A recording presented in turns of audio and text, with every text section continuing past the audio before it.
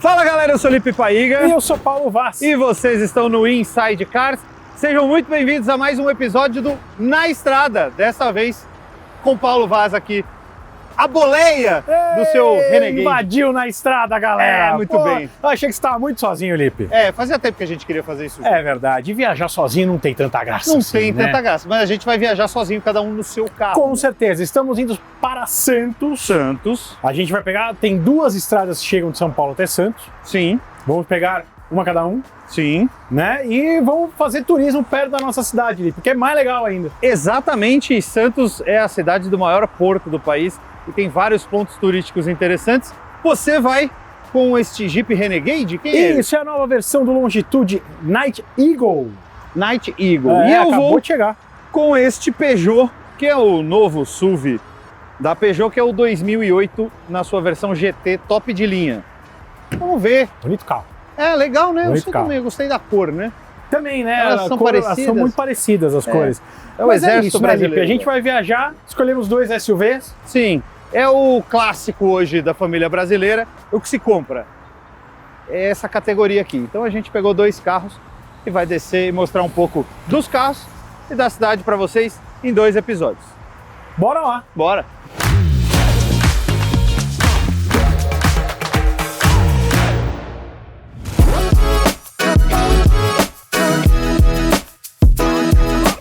Vambora, pessoal! Vamos pra Santos. Pô, é uma cidade que eu gosto demais, sinceramente gosto demais. Eu acho que Santos tem um charme que poucas cidades no Brasil têm. Ela tem aquela coisa mais antiga, mais... talvez até um pouco colonial ainda, né? Mas Santos tem mudado muito. De verdade, tem mudado muito. Toda a orla foi reformada. Então, cara, eu gosto muito de Santos. Gosto demais daquela cidade. Eu escolhi o Jeep Renegade na sua versão Longitude Night Eagle. Night Eagle porque ele tem uma série de opcionais e também ele tem todos os emblemas, a grade, a roda, tudo escurecido. Então é um carro que, na minha opinião, casou muito bem esse cinza com a roda. Acho bem bonito esse carro, de verdade. E também escolhi porque eu acho que ele tem tudo a ver com o Santos. Pois é, tal como o Santos, ele já viveu, acho que dias mais... como que eu posso dizer? De glória, né? O Renegade hoje em dia tem alguns concorrentes bem grandes e que estão se renovando, estão ficando mais jovens e tem conquistado também o público que antes era deste carro aqui, que é um SUV compacto, mas com estilo, né? Você pode não gostar, mas não dá para falar que não tem estilo. Além disso, ele conta com um motor de 185 cavalos, é um motor 1.3 turbo de 185 cavalos se abastecido com etanol, 180 se abastecido com gasolina e 27,5 kgfm de torque.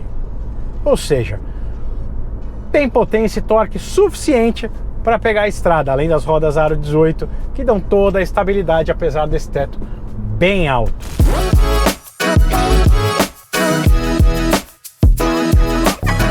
Bom, estamos aqui na estrada descendo para Santos aqui na Rodovia dos Imigrantes e eu estou a bordo aqui do Peugeot 2008 GT. GT é a versão top de linha. A gente já tinha o 2008 no Brasil, mas na versão elétrica. Agora a gente tem o 2008 nas versões a combustão. E este aqui é o 2008 top de linha. Então ele tem o motor turbo 200 da Stellantis, o clássico, 3 cilindros, 12 válvulas turbo, câmbio CVT que emula 7 marchas e são 130 cavalos no etanol e 125 na gasolina. E o torque não muda, 20,4 kgfm. O carro é bem interessante, porque ele é bem espaçoso, bem completo e eu tô gostando bastante. Eu escolhi pela Anchieta. E por que Anchieta?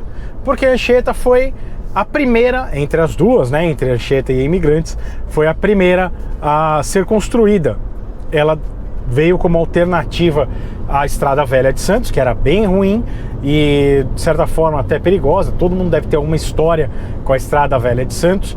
E a Anchieta foi construída em 1939. A pista norte ficou pronta em 47 e a pista sul em 53. E desde então ela tem sido a principal estrada de escoamento de produtos do Brasil. Pois é. Ela na verdade faz parte de um sistema rodoviário que interliga Brasília ao Porto de Santos, que é, obviamente, o maior porto do país e da América Latina. Tamanha a importância dele. Agora sim, começo de serra, bastante neblina. Acho que nessa imagem aqui dá para ver, tá bastante neblina. 50 km por hora de máximo. É uma pena porque vocês não vão conseguir ver a beleza que é isso aqui. Essa estrada que a gente está usando para descer aqui é a Imigrantes Nova. E o pessoal chama de Imigrantes Nova porque, na verdade, essa aqui é a pista sul, né? E é uma pista mais moderna, que foi feita recentemente, há 20 anos atrás, alguma coisa desse tipo, 25. E ela corta pelo meio das montanhas. Porque antes você só tinha a Estrada Velha de Santos, depois você tinha a Anchieta, depois você teve a Imigrantes e essa Nova Imigrantes, que ela corta esse caminhão aqui com vários túneis bem grandes e você de fato corta caminho. O legal aqui é que ela tem 3 faixas, então ela é uma estrada bem segura, bem sinalizada, porque essa região aqui é uma região de muita neblina, como vocês estão podendo ver agora. Tá neblina. Então, atenção redobrada na descida. Fim da serra! Aê! Já dá para ver aqui Cubatão, que é uma vista realmente linda para quem gosta de indústrias. E agora, a gente pode acelerar a incríveis 60 km por hora. Agora falando um pouquinho sobre o carro e sobre este carro para viajar. O legal desse carro é que ele conta com todos os itens de conforto que podem existir no Renegade. Ele só não tem teto solar. Então você tem aqui o cluster totalmente digital, que você consegue fazer algumas configurações, são bem poucas na real, mas assim, você consegue mudar o layout, um pouquinho do layout dele, deixar ele um pouco mais minimalista, tirar o contagiros. Você tem a central multimídia, que é a maior que pode existir na gama do Renegade, com Apple CarPlay e Android Auto sem fio, mas você ainda tem uma porta USB-C e uma USB aqui embaixo, além do carregador por indução. Quer melhor que isso? O porta-malas não é lá essas coisas para viajar, são 320 litros, é um porta-malas relativamente pequeno, mas esse carro mira num público jovem, né? Então talvez não seja tão necessário um porta-malas muito grande. Você tem um espaço ok aqui atrás, um palmo aqui aberto. Você tem o acendimento automático dos faróis, que são em Full LED. Você tem o DRL também, que é bem bonitinho, né? O DRL desse carro, ele é aquele, como os antigos falavam, Angel Eye, né? E o que é bom para a estrada, porque afinal você não vai tomar multa, mesmo esquecendo de acender o farol, e você tem o acionamento automático dos limpadores de para-brisa, além do retrovisor eletrocrômico, que para a estrada também é muito bom. Além disso, você tem o ar-condicionado digital automático de 2 zonas e todos os ADAS possíveis da gama da Jeep. Então, você tem o assistente de frenagem, você tem o alerta de colisão frontal, o alerta de trânsito cruzado atrás e na frente, você tem o alerta de saída de faixa com o controle de saída de faixa, o que é mais importante ainda, e você tem, obviamente, o limitador de velocidade e também o piloto automático. Esta serra aqui, o limite é 80 km por hora. Então é muito fácil, principalmente num carro mais moderno, você passar da velocidade máxima permitida. Então isso aqui vai fazer uma diferença bem grande para você poder viajar tranquilo, olhando aquela serra maravilhosa, sem se preocupar, né? Isso é muito bom. O ADAS dele é um pouquinho chato, Ele, principalmente o controle o assistente de faixa, ele é um pouquinho intrusivo demais. Você pode tirar aqui, você pode deixar ele menos sensível. De novo, você pode, aqui na central multimídia, você pode deixar ele menos sensível, mas ainda assim ele é bem intrusivo mesmo. Eu acho que algumas coisas não são tão necessárias assim. Agora, o que me surpreende é ele não ter o ACC. Porque se ele já tem controle de faixa, o assistente de faixa e também o assistente de colisão com frenagem automática, poderia ter o ACC, né? Convenhamos. Aê, agora sim, 110 km por hora de velocidade máxima permitida. Sabe o que é legal nesse carro? Esse motor, tem muita gente que reclama desse motor, ele teve alguns problemas de queima de óleo excessiva, né? Gasta óleo, não é que ele queima, ele gasta óleo excessivamente, que ele é um tanto quanto beberrão, mas assim, é uma saúde que, olha, é muito bom. Você pisa só um pouquinho e ele desenvolve muito bem, ó, e é muito suave, muito suave. É um carro que para você sair de farol, de semáforo, sair com o carro parado, vamos dizer assim, seja no semáforo, seja tá parado numa vaga, ele tem um certo delay de acelerador, que é incômodo. Mas na estrada, mesmo aqui, ó, eu tô no modo normal, ele ainda tem o modo esporte, que eu posso ligar. Eu posso trocar as marchas, uma das 9 marchas que ele tem aqui, pelo câmbio sequencial, e ele fica bem mais esperto, principalmente no esporte, bem mais esperto. Ele trabalha com regime de giro mais alto e que dá uma sensação bem diferente. O que eu acho desse carro é que ele é um pouco, apesar das vendas não traduzirem isso, que ele vende muito bem, ainda vende muito bem, eu acho que ele é um pouco injustiçado. Talvez as pessoas esperassem que um Jeep fosse desde o seu modelo mais básico, um carro pronto para enfrentar qualquer coisa. E não é.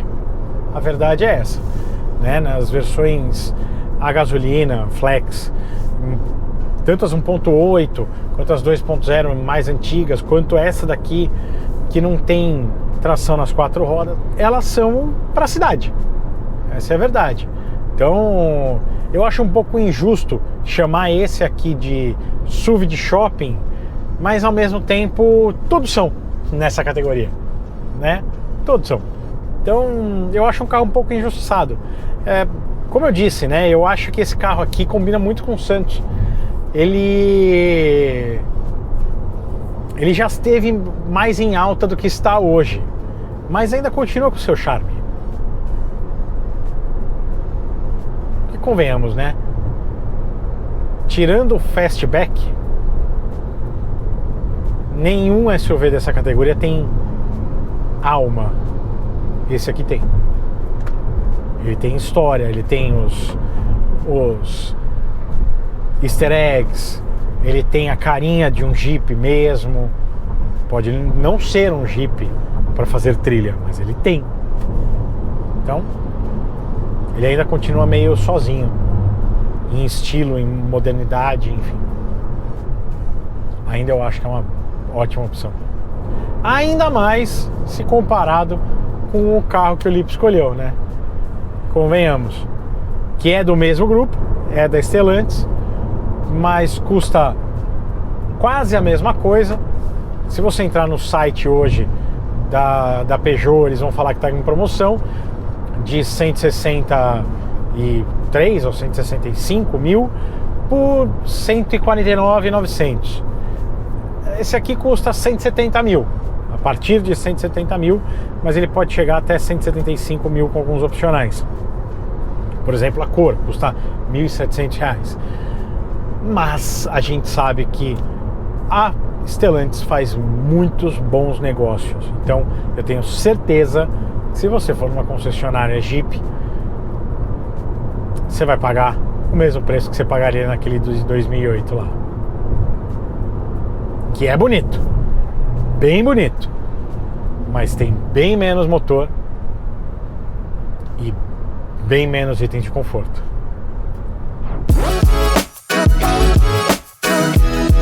Bom, nós estamos chegando aqui em Santos através de São Vicente, mas a gente já saiu da estrada e o que eu posso dizer para vocês é que o carro se comporta muito bem. Ele é muito macio, muito tranquilo. O fato dele não ter o piloto automático adaptativo faz com que você tenha que controlar um pouco mais a velocidade na serra, e aí tem um jeito legal de você fazer isso. Você passa aqui para o modo manual e usa as borboletas aqui, ou a própria alavanca, para reduzir as marchas e segurar o carro na velocidade que você quer. Você consegue colocar aqui o piloto automático, que não é adaptativo, como eu disse, mas você tem também aqui um limitador de velocidade. Esse limitador de velocidade é legal porque em linha reta ele não deixa o carro passar daquela velocidade, na descida ele passa até um pouquinho, mas se você precisar, você bate o pé no fundo, a hora que entra o kick down aqui, esse botãozinho do fim do acelerador, o carro passa da velocidade programada. Então é bem inteligente, bem interessante. Nessa descida aqui na estrada, 14,5 km com litro de combustível e de etanol, muito bom, muito bom. A gente não usa muito motor, mas gostei.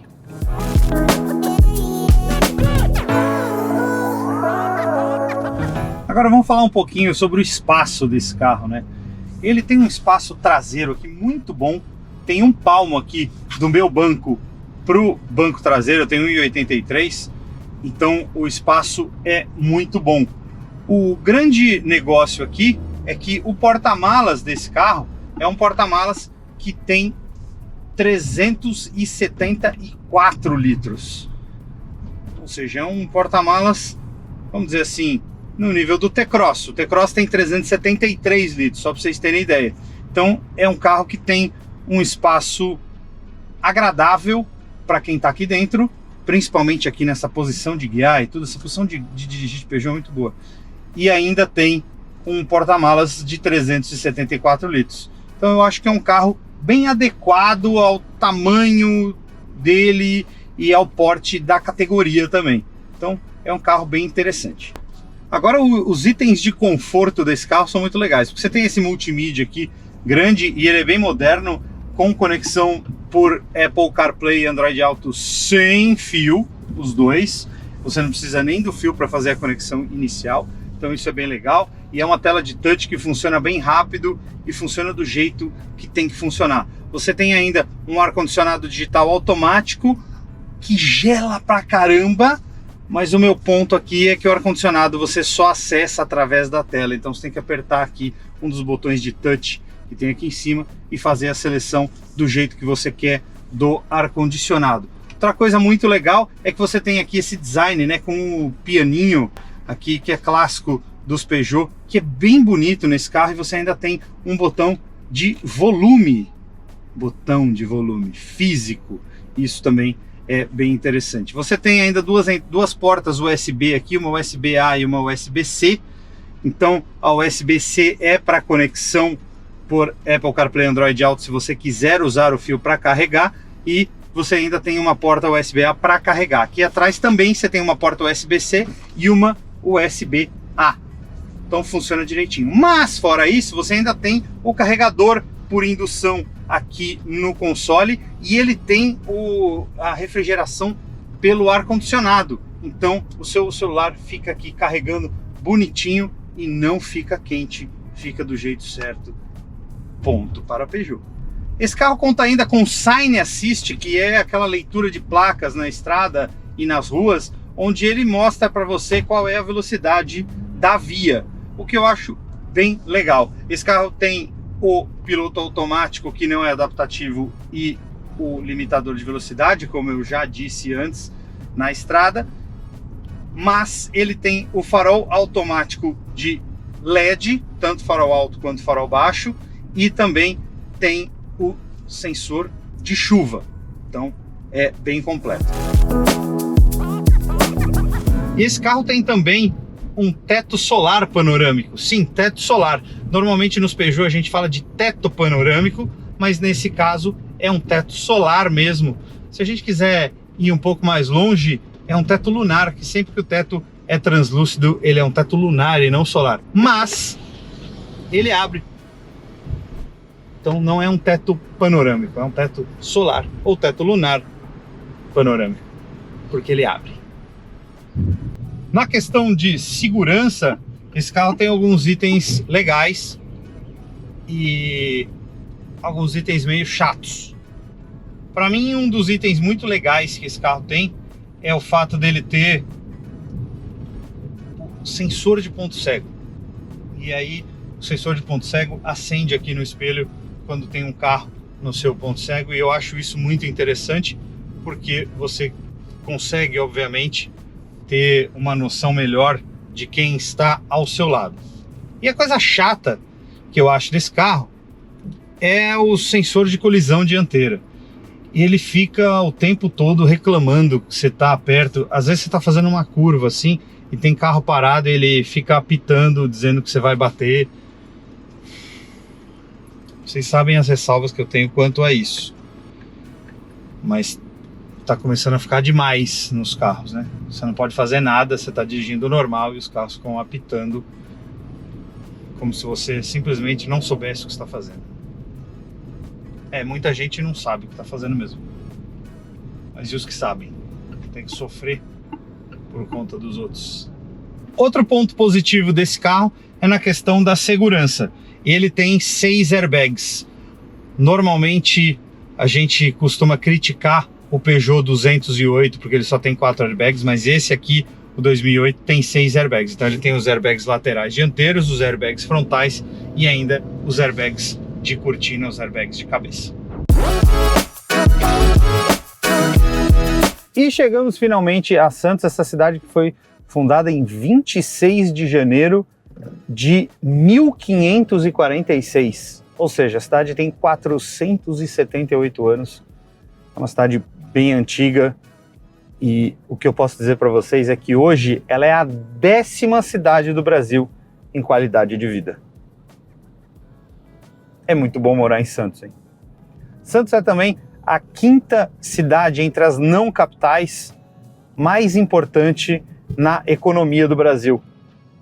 Para a gente ver o tamanho do que representa o Porto de Santos e o comércio aqui de Santos. Santos também tem a pesca como uma das suas principais atividades. Mas se a gente prestar bem atenção, de fato, Santos vive bem em torno do porto.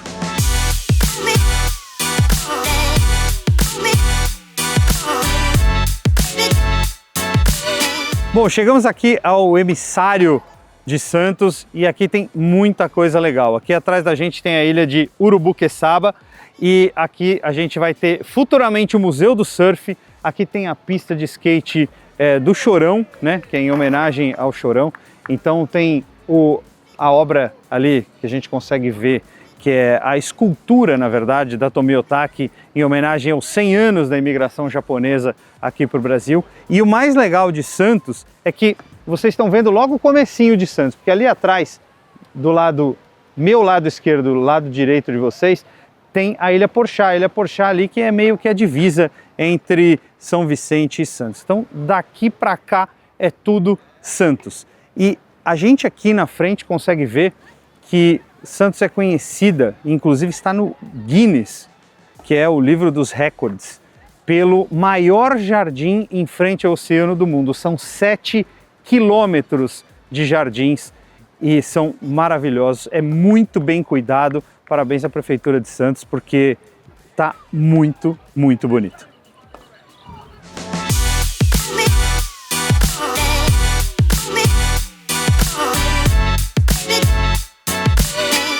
E vamos para a nossa primeira parada no Museu do Rei do Futebol. Aqui é muito legal, ó, Santos treinando, o Juvenil do Santos, a base, é o Centro de Treinamento Meninos da Vila. Tem um monte de gente assistindo.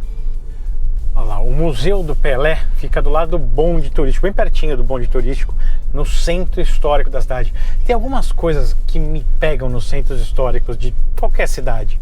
Parece ser transportado pelo tempo. Né? Então tem muita construção que continua mesmo. Olha aqui o trilho do bondinho, o piso da rua que é em paralelepípedo. Todas as casas ainda conservam a arquitetura original. Olha que legal, o azulejo português na parede, na fachada, né? Cara, isso aqui pra mim é muito legal porque parece que você volta para um tempo que era melhor, que as coisas eram melhores. Não sei se eram, mas parece. Onde, como diria uma frase uma vez que eu li, que as crianças respeitavam mais os pais, os políticos eram honestos e a vida era mais saudável. Não sei se era mesmo, mas que parece, parece.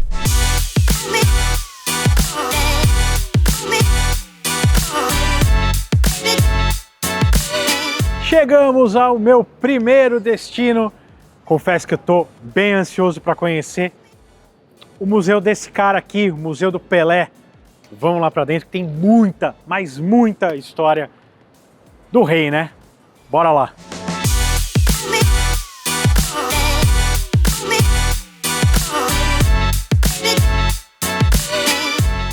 Bom, estamos chegando aqui para encontrar o Leonardo. Leonardo, tudo bem? Bom dia, tudo bom? Você que vai ajudar a gente na nossa visita. Exatamente.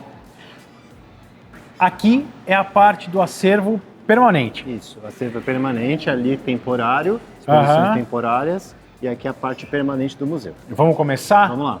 A gente começa aqui nesse primeiro andar, é a linha do tempo do Pelé. Isso, na parte térrea, a pessoa primeiramente vai ver logo a estátua em tamanho real do Pelé. Ela tem mais ou menos 1,70 m de altura, exatamente o tamanho do Pelé, e com algumas coisas que simulam a realidade, cabelo e tal. Aí aqui, bem real, bem real. A exposição começa na infância do Pelé, tá os pais dele, o seu Dondinho, a Dona Celeste, os irmãos, né? Eram 3 irmãos, né? Isso, eram 3 irmãos, ele nasceu em Três Corações. Então muita gente não sabe, tem muita gente que acha que o Pelé era de Santos. Não. Ele nasceu em Três Corações, em Minas Gerais. Aí, ainda criança, ele chegou aí para o interior de São Paulo, para Bauru, a gente vai ver mais adiante. Lá é que ele foi encontrado pelo Valdemar de Brito e veio para Santos. Ele chegou em Santos só com 16 anos. 16 anos, já para assinar com o Santos. Com o Santos no profissional. E aí, aqui ele fez a carreira dele. Então passou quase que toda a vida, né, em Santos, mas não nasceu aqui na cidade. Inclusive, para quem pega bastante estrada, sabe que passar por Três Corações tem uma estátua bem grande do Pelé do lado da estrada, bem na beira da estrada. Na entrada da cidade. É isso, bem na entrada da cidade. E aqui os elementos são muito legais, né? Porque ele foi engraxate uma época, né? E o rádio. Então, o rádio é muito emblemático, né? Isso. Porque o pai dele ouviu a Copa de 50, a final da Copa de 50, que a gente perdeu. Não foi uma final, né? Na verdade era um jogo final, porque era um quadrangular naquela Copa. Isso, exatamente, que a gente acabou perdendo e o pai dele ficou bem abalado e ele prometeu pro pai que ia dar uma Copa do Mundo pro pai dele para agradar. Daí foram 3. E aqui a gente tem o livro original assinado por ele e também a carteira da Confederação Brasileira de Desportos, que era a CBD. O registro, né? O Hoje em dia registro. Nós temos o BID, que é o cadastro dos atletas na CBF, então é equivalente a isso daqui. É isso. Então aqui em cima vai aparecer o Valdemar de Brito e o Pelé, primeira vez que ele usou calça na vida. Chegou na Vila Belmiro e no mesmo dia assinou o contrato, então foi em abril de 57. Cara, e é moleque mesmo, né? Assim, olha, cara de menino mesmo, né? E aqui é a primeira vez que Exato, a gente conhece Pelé foi chamado rei de do rei. futebol. Mas de onde surgiu isso? Surgiu de uma crônica do Nelson Rodrigues. E curioso falar que essa crônica ela foi escrita em fevereiro de 58, ou seja, foi antes da Copa do Mundo da Suécia. Então, quando o Pelé foi campeão na Suécia, ele já era chamado de rei. Isso acompanha ele da carreira inteira. Tá? Ele tinha 17 anos ainda quando foi chamado de rei. Cara, imagina o peso disso para um menino de 17 anos ser chamado de rei. Deixa eu mostrar um negócio aqui para vocês. Muito se discute, né? Porque a gente acaba deixando a história um pouco esquecida, né? Muito se discute, fala, mas o Cristiano Ronaldo, mais o Maradona, mais o Messi, São mais habilidosos, né? Ou o Lippe, que fala que o Túlio Maravilha foi melhor do que todos esses juntos, fala, mas se no futebol de hoje no Pelé não jogaria. Cara, olha a chuteira. Isso aqui é a chuteira dele mesmo. Primeiro que dá pra ver que ele era ambidestro. Olha o desgaste das chuteiras, tanto na direita quanto na esquerda. Olha a chuteira que ele jogava. Aqui já é uma parte dedicada ao 10º gol. Ele ganhou essa coroa. Ele ganhou essa coroa do Atlético Mineiro ali, ó, tá vendo? No estádio do Mineirão, doada pelo governo de Minas Gerais, tá? A coroa e a chave de Belo Horizonte também. Aí aqui começa o 10º gol, que foi muito comemorado aqui no Brasil, né? Então tem uma coleção de selos lançada na época, aí tem medalhas também. A bola da drible. Sim. Isso aí é infância, né? E aqui a gente já fala da década de 70. Olha a bola como era. Mas, novamente, eu vou falar sobre a chuteira. Isso aqui é a chuteira que ele usou na Copa 70. Sim. Olha como era. Isso aí é basicamente uma folha de couro. Olha o revestimento interno disso. No encerramento no Cosmos, foi um amistoso do Cosmos com o Santos. O Pelé jogou um tempo, meia partida, né? Um tempo em cada time. E o último gol da carreira dele, oficialmente, foi contra o Santos. Foi pelo Cosmos contra o Santos. Contra o Santos, né? 1.282 gols. Vamos subir agora. Vamos lá, vamos subir? Vai conhecer em ordem cronológica as Copas, tá? Então de cima para baixo a gente pega o Equador e desce para conhecer a Suécia, Chile, Inglaterra e o México. São 2 espaços, tá bom? Bora lá.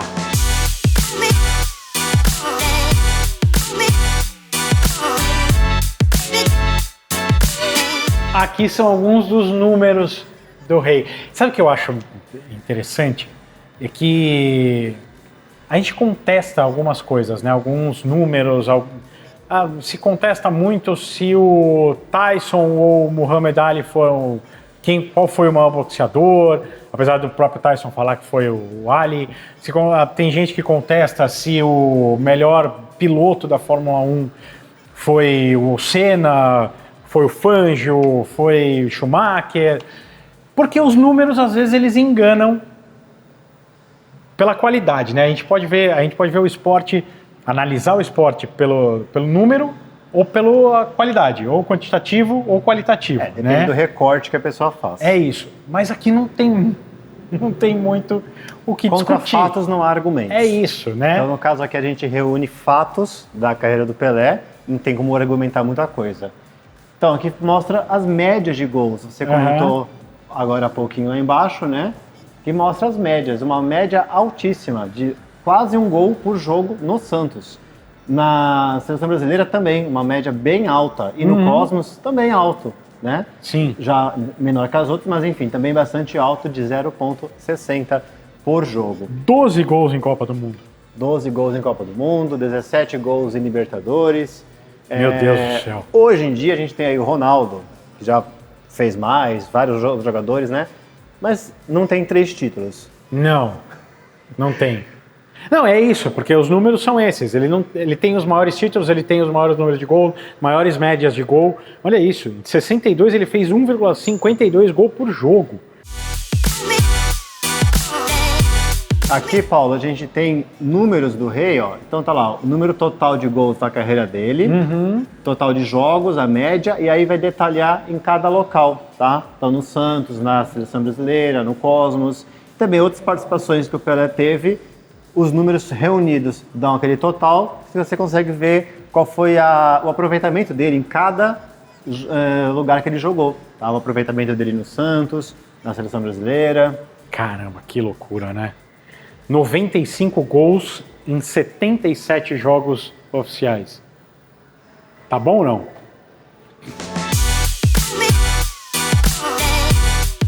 E aí aqui agora a gente vai descer para cada andar de cada Copa. O legal é que esse casarão aqui é do século XIX. E aqui ele teve várias depredações, vamos dizer assim, deteriorização. E teve incêndio, teve ventania que derrubou. Todas as paredes não são mais originais, a não ser essa daqui, que ainda é a parede original do casarão do século XIX. E aqui a gente começa em 1958, só 8 anos depois que ele prometeu para o pai dele que ele ia ganhar uma Copa do Mundo. E de fato ele ganhou. 58 foi a primeira Copa que ele participou com 17 anos. A princípio, a promessa que ele fez para o pai ia ser uma coisa muito longe de alcançar, né? Mas ele conseguiu alcançar muito rapidamente. 8 anos. As pessoas vão encontrar aqui no museu, ao desenvolver das Copas, exatamente isso que você falou. Porque até 70 não existia muito critério, não existia punição, então as faltas eram duras. O Pelé sofreu muito com isso. Ele, na Copa da Suécia, ele não iniciou a Copa, ele se machucou dias antes, num treino. Tudo bem, foi num treino.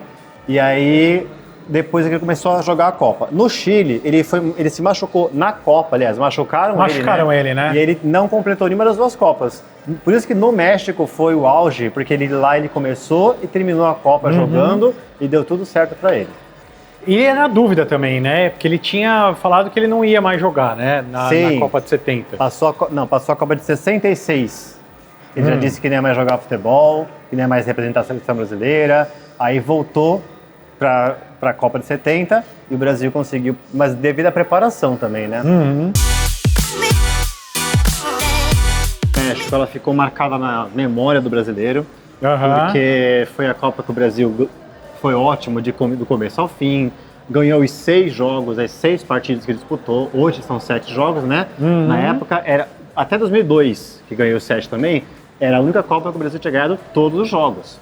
Curioso que dos 6 jogos, 5 foram em Guadalajara, né? Até a semifinal, só a final no estádio Azteca, na cidade do México.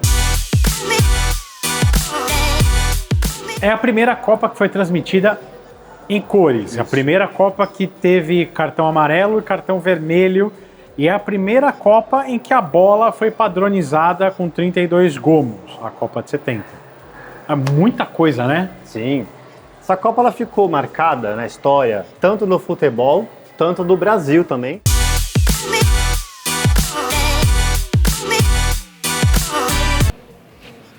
Agora a gente está aqui dentro da Igreja do Valongo, ou Igreja Santo Antônio do Valongo, que é uma das igrejas mais antigas aqui de Santos. Ela foi fundada em 1640 e é uma igreja muito antiga e muito bonita, como vocês podem ver. Olha que loucura os acabamentos que a gente tem aqui, as obras, os azulejos na parede, o trabalho do altar, a pintura no teto. Tudo muito, muito bonito, muito bem acabado. E é uma loucura, é uma loucura. E a gente vê como eles conseguem preservar esse trabalho aqui feito há mais de 300 anos atrás. É sensacional, sensacional. Essa igreja continua tendo missas diariamente, mais de uma vez por dia, e os sinos dessa igreja, foram usados antes de a bolsa ter o relógio, né? A bolsa do café ter o relógio dela. Eles usavam o sino da igreja para iniciar e para encerrar o pregão, para a gente ter o entendimento da importância dessa igreja. Hoje é um dia de semana normal, terça-feira, e a gente viu às 3 horas da tarde uma missa lotada de gente. Então é uma igreja muito importante, e é uma igreja muito importante não só para a religião católica, mas também para os locais, porque eles vêm aqui e frequentam essa igreja bastante, pelo que a gente pôde ver.